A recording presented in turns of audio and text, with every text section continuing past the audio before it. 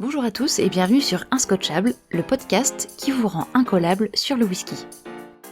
Ici c'est Pauline, j'espère que vous allez tous bien, que votre rentrée s'est bien déroulée et que vous êtes aussi ravis que nous de retrouver notre rendez-vous hebdomadaire autour du whisky. Pour mon premier podcast de rentrée, j'ai voulu sortir un peu des sujets habituels que j'ai traités jusqu'ici et aborder un sujet en lien avec l'actualité. Alors cela ne vous aura sûrement pas échappé, la nouvelle a ébranlé toute la planète il y a quelques jours, la reine Elisabeth II nous a quittés, et depuis fleurissent un peu partout et dans tout type de médias des hors-séries sur l'histoire de la monarque et sur la royauté anglaise en général. Je me suis dit qu'il y avait peut-être quelque chose à creuser sur le sujet, alors je me suis demandé quels étaient les liens entre le whisky et la famille royale anglaise. La reine elle-même était-elle amatrice ? Qu'en est-il des autres membres de la famille royale ? Voici donc un hors-série pour vous aujourd'hui d'Inscotchable sur le whisky et la royauté anglaise. Pour bien planter le décor et rentrer dans l'ambiance, je vous propose de remonter un peu dans le temps lorsque la fabrique du whisky écossais était un commerce encore très anarchique. C'est une visite d'État en 1822 du roi George IV à Édimbourg qui va tout changer. Le roi voulut encadrer les différents divertissements pour sa venue, y compris l'approvisionnement de la population en Glenlivet, qui était le nom donné au whisky produit illicitement au sud de la région du Speyside, donc au nord-est de l'Écosse, et donc le Glenlivet qui était le whisky recherché de l'époque. Une simple visite d'État a donc permis d'encadrer la production de Glenlivet, la rendant de fait légale et profitable pour l'État britannique. Résultat des courses, une décennie plus tard, la contrebande avait pratiquement disparu et les bases de l'industrie du whisky écossais telle qu'on la connaît étaient posées. Par la suite, les monarques accordèrent des mandats royaux à différentes distilleries pour les féliciter de leur niveau d'excellence. En fait, quand on est titulaire d'un mandat royal, ça signifie qu'on est habilité à fournir ces produits aux membres de la famille royale, tout simplement. Et bien sûr, les distilleries qui bénéficiaient d'un tel appui n'ont pas hésité à rajouter Royal à leur nom de fabrique, comme Royal Bracla ou Glenurry Royal, afin d'accroître leur notoriété. Une des monarques qui a laissé une réputation historique de grande amatrice de whisky est la reine Victoria, car durant son règne, elle ne fit pas que renouveler les mandats royaux octroyés précédemment, elle accorda elle-même son patronage royal à de nouvelles distilleries, comme par exemple l'Ornagar. C'est une histoire assez cocasse d'ailleurs, c'est lors de l'achat de la propriété de Balmoral par la famille royale que John Begg, qui gérait en fait l'Ornagar, les a invités en tant que nouveaux voisins à venir visiter sa propre distillerie. Je pense qu'il était loin de se douter que le lendemain matin, la reine, son mari, ses enfants viendraient eux-mêmes en personne honorer son invitation. Ce fut là la toute première visite royale d'une distillerie qui vraisemblablement a été couronnée de succès car la distillerie a reçu peu après son mandat royal. J'en reviens à la reine Victoria, qui appréciait surtout son whisky dans un cadre plus privé que les réceptions de Balmoral où, paraît-il, le whisky ne manquait jamais. On a aujourd'hui des traces de demandes spécifiques en approvisionnement de whisky pour son usage personnel.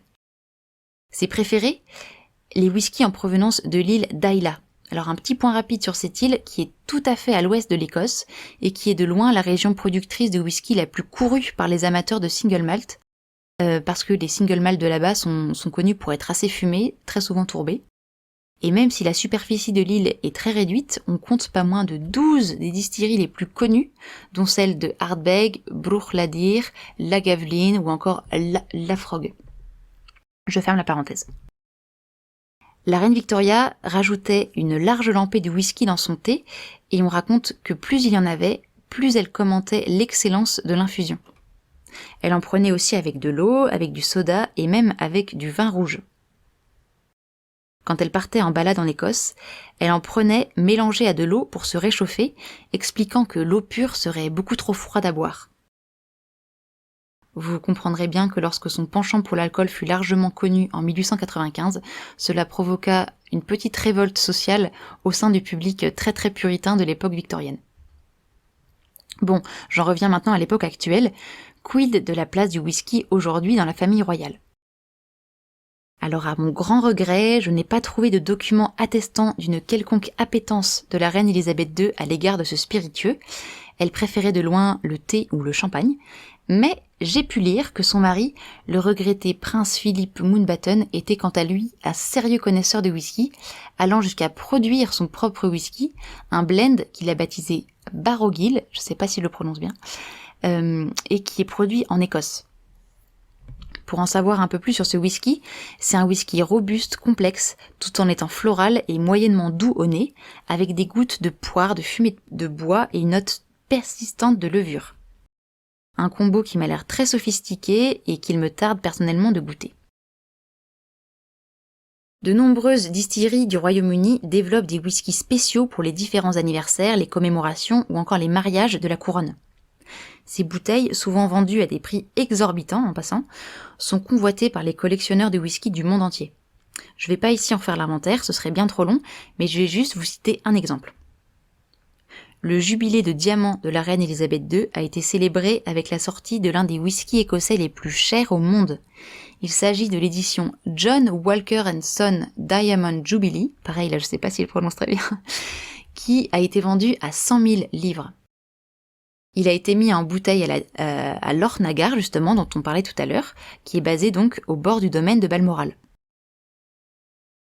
Seules 60 éditions qui ont été vieillies dans des fûts créés à partir de chênes provenant du domaine privé de Sandringham, qui appartient aussi à la couronne, ont été mis en vente.